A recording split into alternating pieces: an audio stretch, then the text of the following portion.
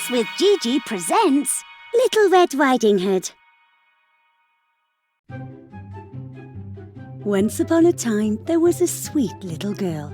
Everyone called her Little Red Riding Hood because she always wore a red riding hood. It had been given to her by her grandmother, who loved the little girl very much. One day, Little Red Riding Hood's mother said, "Here, child, take this basket to your grandmother. It's got bread, butter, cake and berries in it. She's feeling sick, and I hope this will make her feel better. Don't talk to strangers, don't leave the path, and walk straight to your grandma's house." Little Red Riding Hood's grandmother lived half an hour away in the woods, outside the village, so Little Red Riding Hood set off. The girl had just entered the woods when a wolf came out of the trees. She wasn't scared because she didn't know wolves are dangerous.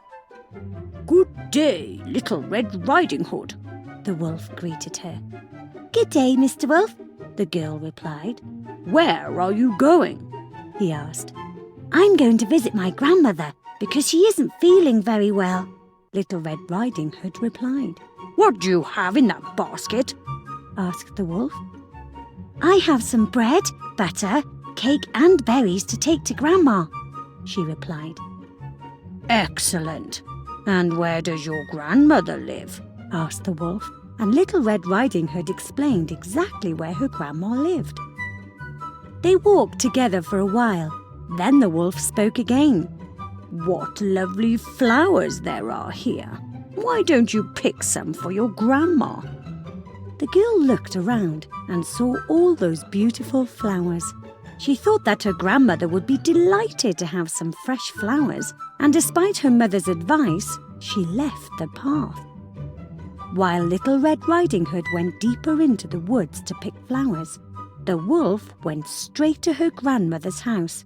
He knocked on the door and heard a voice inside. "Who is it?"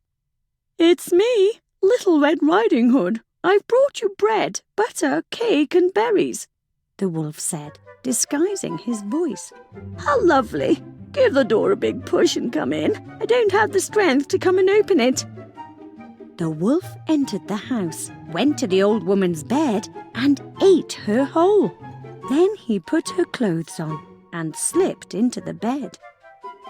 When Little Red Riding Hood arrived at her grandmother's house, she noticed that the door was open. The girl went in and went to the bedroom. Usually she felt very happy at her grandma's, but that day something felt different. "Good morning," she said, but no one replied. Her grandmother looked strange. "Oh, Grandma, what big ears you have!" exclaimed Red Riding Hood. "All the better to hear you with," the wolf replied in a fake voice. "Oh, Grandma, what big eyes you have!" she continued. "All the better to see you with," the wolf said. "Oh, Grandma, what big hands you have!" "All the better to grab you with," the wolf said. "Oh, Grandma, what a big mouth you have!" exclaimed Red Riding Hood. "All the better to eat you with," the wolf roared, jumped off the bed and ate the poor girl whole. With his stomach full, the wolf got back into Grandma's bed and fell asleep, snoring loudly. A huntsman who was passing by the house heard him and thought it was very strange for the old woman to snore so loudly. He looked inside and saw that it was the wolf who was snoring. The huntsman had been looking for the wolf for a long time. At long last he had found him. The huntsman lifted his gun and was just about to shoot when he had a thought. Maybe the old woman was still alive inside his belly. So the man took a pair of scissors and cut open his belly. He saw a red hood popping out, and then Little Red Riding Hood jumped out. The huntsman cut a bit more, and the grandmother came out too. Little Red Riding Hood gathered some stones, and they filled the wolf's belly with them.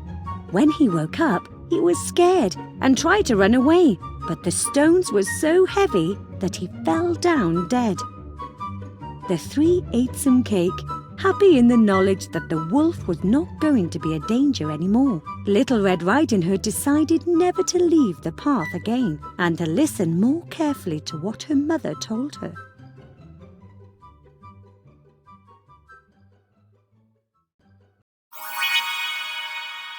Did you like the story? Download our storytelling app, Tales with GiGi, where you can find more than 30 other fairy tales and fables, which can come in handy during feeding time, bedtime, or on road trips. And don't forget to subscribe to our channel. We've got new tales coming out every Wednesday.